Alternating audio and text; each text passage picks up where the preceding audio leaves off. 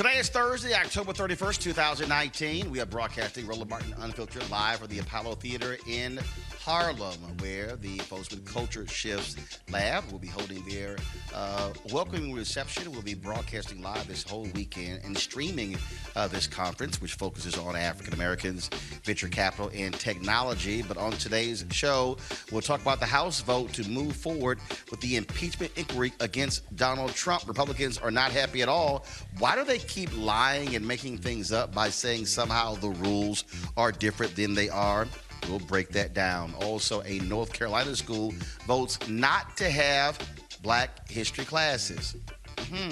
I'm trying to figure out exactly what is the problem with them. Also, folks, on the show, Twitter announces they are not going to take political ads.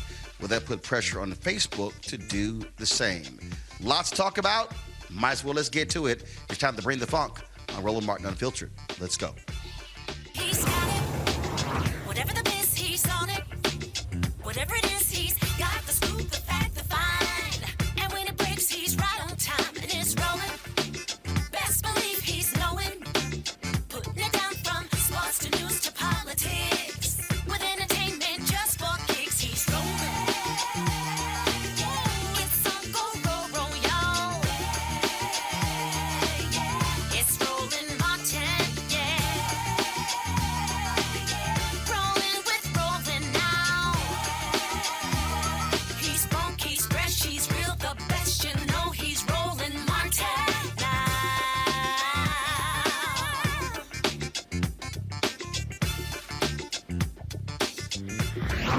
Martin. Ask and you shall receive. Republicans have been saying for weeks they want an official vote to move forward the impeachment inquiry against Donald Trump. Well, Nancy Pelosi said, you want it, you got it. That took place today in the House. Here is Speaker Pelosi introducing H.R. 660. I want to begin my remarks by some of the most beautiful words in our country's history. We, the people of the United States, in order to form a more perfect union, establish justice, ensure domestic tranquility, provide for the common defense, promote the general welfare, and secure the blessings of liberty to ourselves and to our posterity, do ordain and establish this Constitution of the United States. It goes on immediately to establish Article 1, the legislative branch, Article 2, the executive branch, Article 3, the judiciary. The genius of the Constitution, a separation of powers, 3 co-equal branches of government to be a check and balance on each other. And it's to that we take the oath of office. We gather here on that opening day with our families gathered round to proudly raise our hand to protect and defend the Constitution of the United States. And that is exactly what we are doing today. Sadly, this is not any cause for any glee or comfort. This is something that is very solemn, that is something prayerful, and that we had to gather so much information to take us to this next step. Again, this is a solemn occasion. Nobody, I doubt anybody in this place or anybody that you know comes to Congress to take the oath of office, comes to Congress to impeach the President of the United States, unless his actions are jeopardizing our honoring our oath of office. So I'm grateful to our committee chairs for all of the careful and thoughtful investigation they have been doing as this inquiry has proceeded. And today, the House takes the next step forward as we establish the procedures for open hearings conducted by the House Intelligence Committee so that the public can see the facts for themselves. This resolution ensures transparency, advancing public disclosure of deposition transcripts and outlining the procedures for the transfer of evidence to the Judiciary Committee to use in its proceedings. It enables effective public hearings, setting out procedures for the questioning of witnesses and continuing the precedent of giving the minority the same rights in questioning witnesses as the majority, which has been true at every step of this inquiry, despite what you might hear fulminating there. It provides the President and his counsel opportunities to participate, including presenting his case, submitting requests for testimony, attending hearings, raising objections to testimony given, cross-examining witnesses, and more. And contrary to what you may have heard today, we give more opportunity to his case than was given to other presidents before. And thank you, Mr. Chairman, for making that point so clearly. And these actions, this process, these open hearings, seeking the truth and making it available to the American people, will inform Congress on the very difficult decisions we will have to make in the future as to whether to impeach the president. That decision has not been made. That's what the inquiry will investigate, and then we can make the decision based on the truth. I don't know why the Republicans are afraid of the truth. Every member should support allowing the American people to hear the facts for themselves. That is really what this vote is about. It's about the truth. And what is at stake? What is at stake in all of this is nothing less than our democracy. I proudly stand next to the flag, and I thank the gentleman from New York for providing it for us. This flag, so many have fought and died for this flag, which stands for our democracy. When Benjamin Franklin came out of Independence Hall, you've heard this over and over, on September 17th, 1787, the day our Constitution was adopted, he came out of Independence Hall and people said to him, Dr. Franklin, what do we have, a monarchy or a republic? And he said, as you know, he said, a republic, if we can keep it. If we can keep it. And this Constitution is the blueprint for our republic and not a monarchy. But when we have a president who says, Article 2 says I can do whatever I want, that is in defiance of the separation of powers. That's not what our Constitution says. All right, let's go to our panel. Joining me in the studio is Dr. Greg Carr, Chair of the Department of Afro-American Studies at Howard University. Also, Scott Bolden, former head of the National Bar Political Action Committee, attorney there in Washington, D.C. Lauren Victoria Burke, she is with the NNPA. All right, first and foremost, Scott, here's what I find to be just hilarious. Republicans, in fact, I got an email today from the Republican National Committee saying that what Democrats are doing is Soviet-style dictatorship. And I'm going, they don't follow a constitution in the Soviet Union. Putin does whatever he wants. Then you have Republicans saying that this is, if this was Steve Scalise, if this was a trial, first of all, you clearly haven't read the Constitution. Right. The House doesn't conduct the trial. The House serves pretty much as the grand jury. The trial takes place in the Senate. Then they say this has been done in secrecy, but they're using the exact same rules that the Republicans implemented when they were in charge. It is so hilarious how they're bitching and moaning about process and just flat out lying as if Democrats have created some new set of rules that we've never seen before, as foreign as all get out. Right. Well, let me start my commentary off. Hats off to the Washington Nats, spiking up on the Houston Astros. Now, Give what was your a damn question, about the Roland? Washington Nationals. You ain't even from Y'all can't DC. even win at home. You can't win at home. In any event. You ain't even from. Y'all didn't win at home either. Don't start. Okay, Don't start. Well, I've been here 30 years, but hats off to the Washington Nats. It was a good series. But be that as it may, what was your question? You ain't from DC. Bandwagon. I ain't never heard you mention the Nationals, and I ain't heard you mention the Nationals in 4 years. Because they're the world champions. That's what I'm talking about. That's what I'm talking about. Bandwagon. Sound like Negroes celebrating the Capitals winning, don't even watch hockey. Yeah, hey, we still celebrate winners in D.C. In any event, don't be mad. That's my point. The Republicans... hold on. Let me go to Greg Carr. No, Greg Carr, I know you prepared to answer my question. See, let me do my that's how thing. you shut Scott down.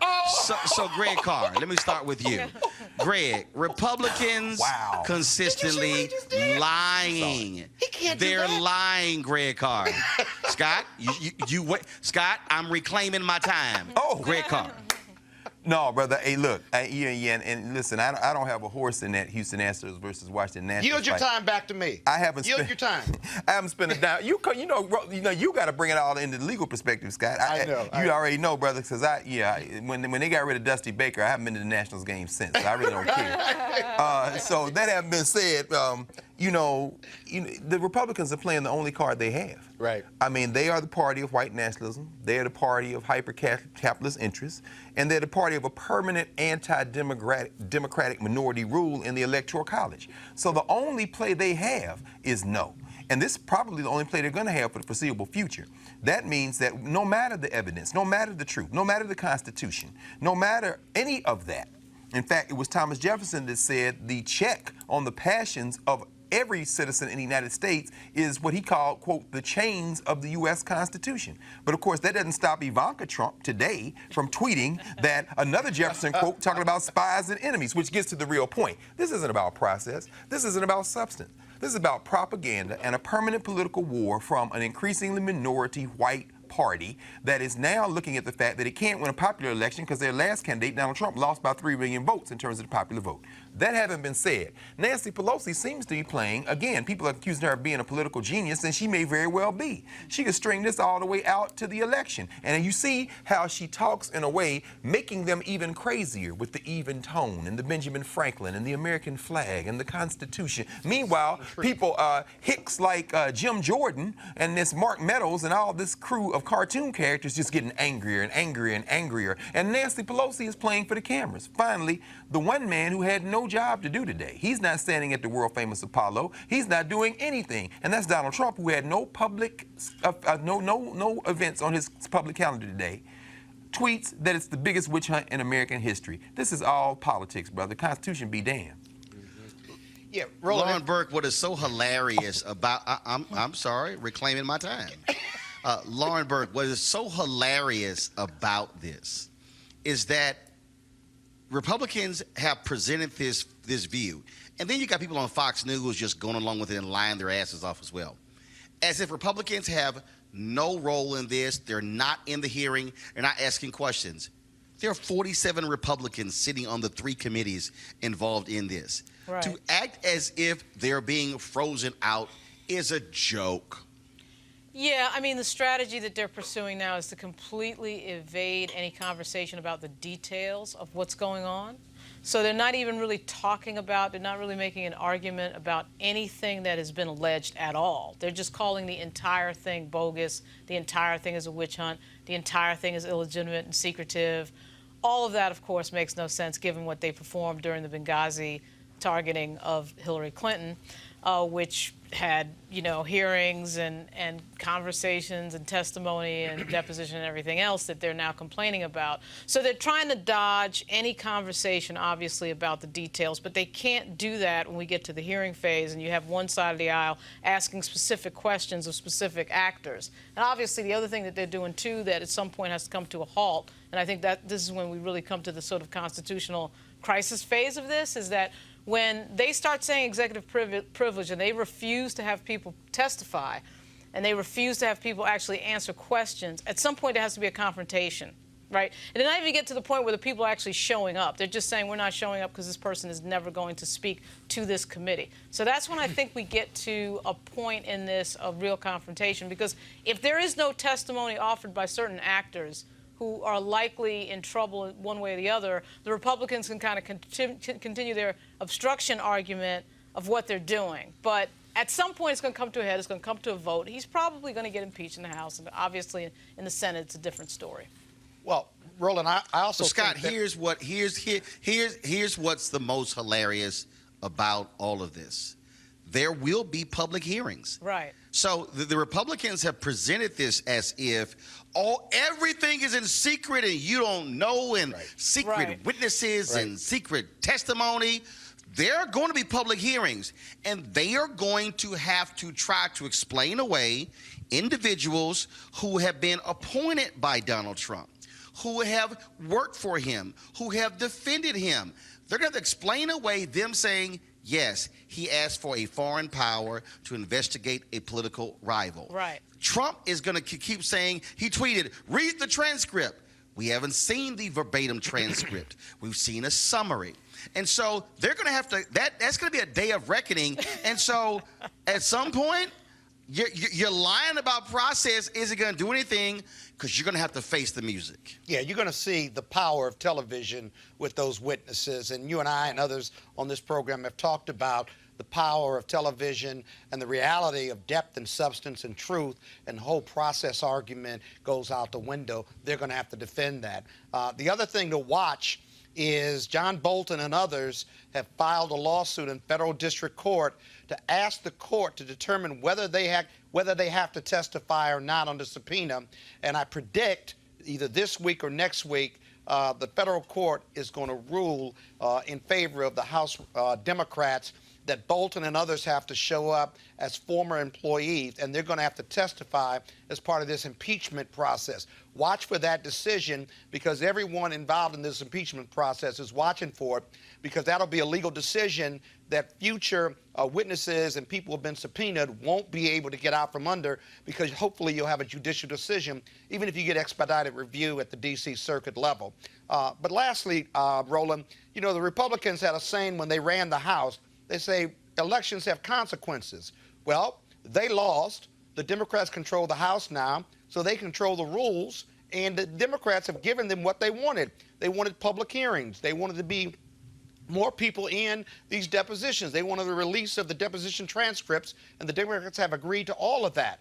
They are afraid of the truth, and it doesn't seem, if you're so innocent, if the GOP and the president are so innocent, why not fully cooperate and show your innocence? The fact of the matter is there's no innocence to be found on the GOP side or the White House.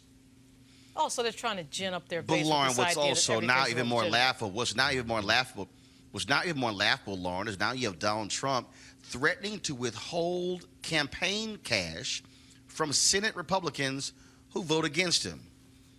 Can we call that bribery? Can we call that? I mean, Jesus, these people, I mean, the amazing thing is they actually, you ever hear cops say, thank goodness for stupid criminals? All right. Thank goodness for stupid people who work for Trump, because they just go ahead and brazen and just do it and then go, I didn't do that. They're gangsters. They are political gangsters. There's really no surprise there. That's been their pattern all along. They did admit when they came into office they were shocked that they were elected, and you can see, of course, they have absolutely no idea what they're doing, particularly when it comes to ethics. That type of gangster move to openly tell people you're not going to, you know, supply money to their campaign or whatever. They just don't care. They don't view it. They don't view it as unethical, because this is the life that they lived, you know, in the real estate world in New York. That's how they got there. And so they don't understand that you got to shift gears when you're in public service. But they didn't want to be in public service. They just wanted to be in the business of power and controlling other people and trying to one-up Barack Obama and undo his legacy. So when you're only concentrating on the ego games, I mean, this is what happens. But they are going to eventually get caught, because, you know, what they're doing is not ethical and it's illegal. And so they are going to get caught. But the question is, when does it really come to a head? Because the Republicans, I think, their whole thing is to get their base thinking that the entire world is upside down and everything is illegitimate. I mean, when they started going after the FBI and law enforcement, that was a new low. That's right. And what it proves is they'll say anything and they will do anything to get people to believe that everything is illegitimate. There's a dark state. There's this mystery magic hand that's trying to take down Donald Trump. So all of that lying and all of that all that nonsense is what they're really doing. They're trying to completely avoid the conversation. But they've even attacked a Purple Heart winner who testified to the truth under oath. That was unbelievable. In fact, that split the Republicans on the GOP side. Right. What I'm still laughing about, Greg, is to call this process undemocratic. Can you actually read It's see, these are the people who wave the Constitution constantly. They're between waving the Constitution in one hand and waving the flag in the other. That's what they do. But this is undemocratic. It's actually in the Constitution. Mm-hmm. Right, Roland. I mean, but Lauren laid it out. I mean, this is about naked power. You know, Donald Trump is clearly, he's a confessed sexual predator. He is a serial liar. He has violated the plain language of the Emoluments Clause repeatedly. He has pandered to foreign companies who now are investing in direct contradiction to the United States Constitution in his children, like Ivanka and all her China patents, among other things.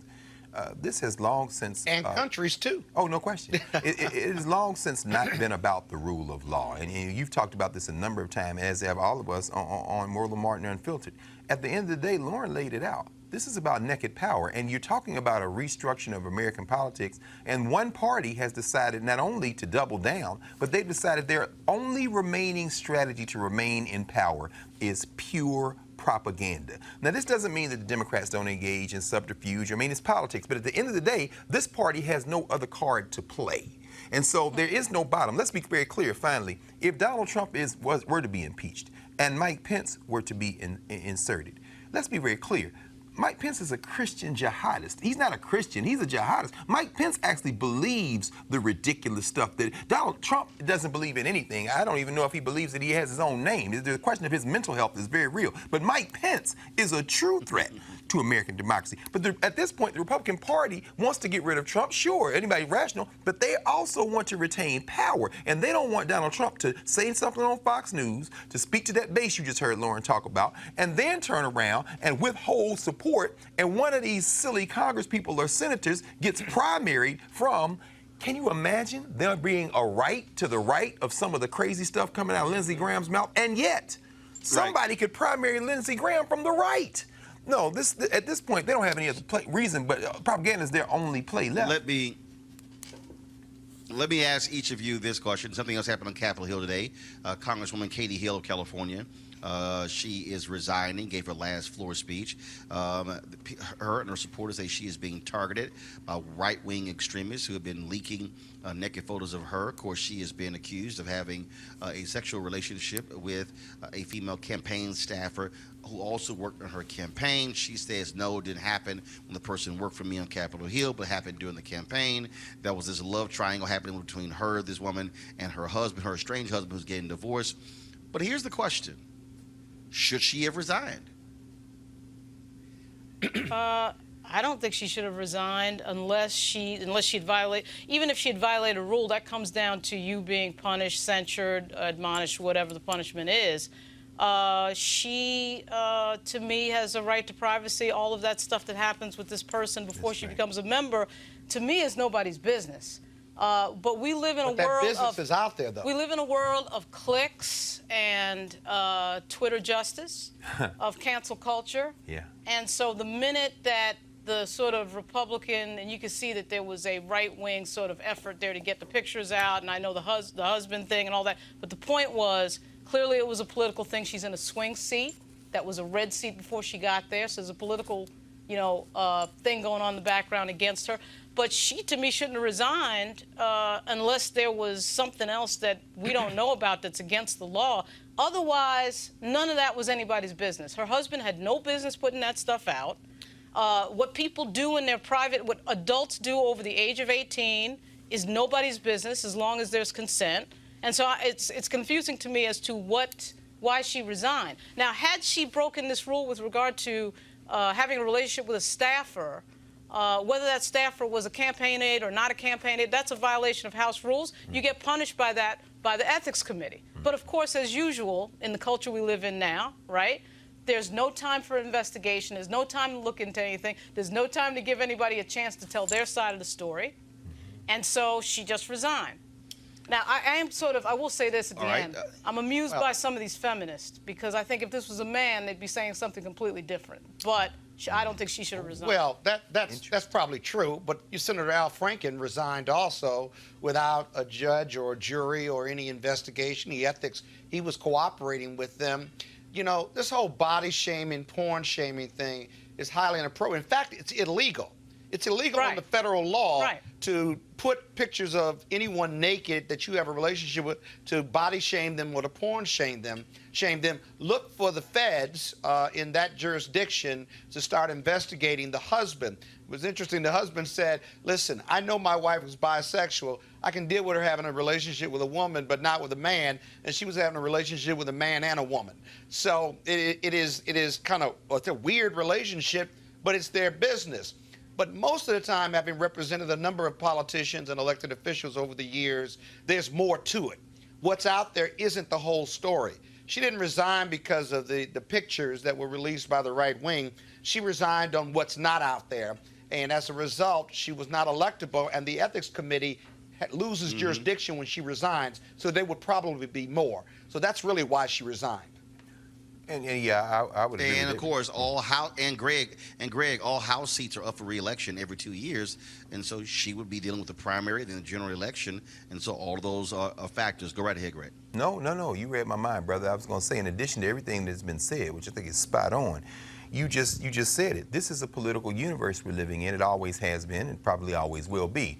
The Democrats have decided, at this moment in time, that their political brand has something to do with this question, with the idea of integrity and morals. And so they unilaterally disarm whenever something comes up in the idea that this imaginary 3 white voters in the world is going to somehow come to them because they slaughter their side's transgressors, whether it be an Al Franken or a Hill or, the late John Conyers. And I'm not trying to compare them other than to say that any hint. Meanwhile, the Republican Party, playing their brand, they've decided that they are the brand of patriarchy. They are the brand of when they're a star, they let you do it. I moved on her like a bitch. I grabbed her by the pee. In other words, this is our brand. So, yes, you're absolutely right. Had Hill been primary. Yeah, but Greg, what about personal responsibility? There is no such thing in politics. There are some recklessness on her part vis-a-vis pictures even being taken, quite frankly, and then put in possession of those who would do the shaming, if you will. So if that's you gotta true, have some personal then responsibility. why aren't the Democrats? You want to talk personal responsibility? Let's talk about Duncan Hunter. Franken. Why aren't they talking about Duncan Hunter? They did Franken the same way. Katie Hill. No, let's talk about this. But there is a segment of personal responsibility. Why do Democrats go harder against their own than people in the other party that are doing worse, like Duncan Hunter? I can't answer that, but if they want to message what Greg just said, which is the purity test, message it against the Republicans, which would be Donald Trump. But if she's not electable because of these pictures, you don't know that she's the Democrats want her out sooner than later. This is a political move. If she's not electable in next Wednesday, George Papadopoulos is going to run for her seat. Oh, I don't know. George Papadopoulos is going to run for her seat. Okay, maybe he is running for her seat. But my point is, the Dems, as Greg said, the Dems, they do have this kind of purity test, and they want to win the vote. They don't want to win the vote. They want to win the argument, if you will. Let me tell you something. And so they want her to leave so they can put somebody else in there to run that will be stronger. With what we know right now about Katie Hill's situation,